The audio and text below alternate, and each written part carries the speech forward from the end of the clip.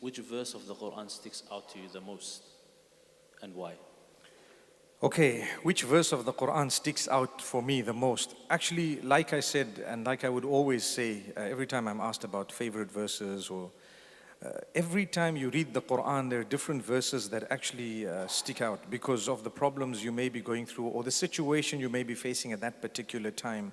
So different verses stick out. But in general, I can tell you, there is a surah that moves me the most. Two surahs.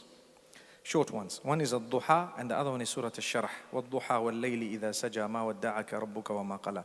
That verse itself, مَا وَدَّعَكَ رَبُّكَ وَمَا قَلَى وَلَلْآخِرَةُ خَيْرٌ لَكَ مِنَ الْأُولَى وَلَسَوْفَ يُعْطِيكَ رَبُّكَ فَتَرْضَى. So the two verses, مَا وَدَّعَكَ رَبُّكَ وَمَا قَلَى and وَلَسَوْفَ يُعْطِيكَ رَبُّكَ فَتَرْضَى.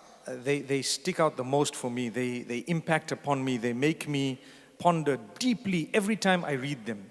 And what they mean, just for the benefit of everyone, where the Prophet ﷺ, revelation had stopped for a time, and then he thought maybe Allah's upset with me, maybe Allah has left me, forsaken me. So Allah revealed a verse to him to say, "Ma wadda'aka rabbuk." Allah has not forsaken you. Wama qala, He's not upset with you. It happens to all of us. Certain things happen negatively. Sometimes we struggle for a long time, and we think maybe Allah's upset with me, and perhaps and then you read this verse and you say, no, He's not. He's not. He's not upset with me and He hasn't left me. And then a verse down, Allah says, وَلَسَوْفَ يُعْطِيكَ رَبُّكَ فَتَرْضَى. And very soon Allah will give you so much until you become happy. So you might not have it right now and you will get it. So sometimes we want something, we look forward to things and they don't come our way. And Allah says, hang on, it's going to come. Something quick I can share with you. I went to Tanzania many years ago. The people from the University of Zanzibar had invited me. And these were youngsters. They had very little resources.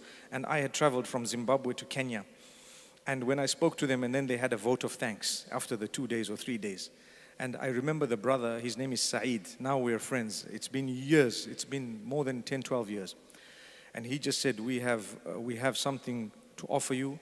And that is a verse of the Quran. And I'm thinking, when you have a vote of thanks, people come and give you a plaque, they give you a gift, they give you something, they'll give you something that you can take back home. And he says, we have a verse of the Quran to give you, and that is, وَلَسَوْفَ يُعْطِيكَ رَبُّكَ فَتَرْضَى.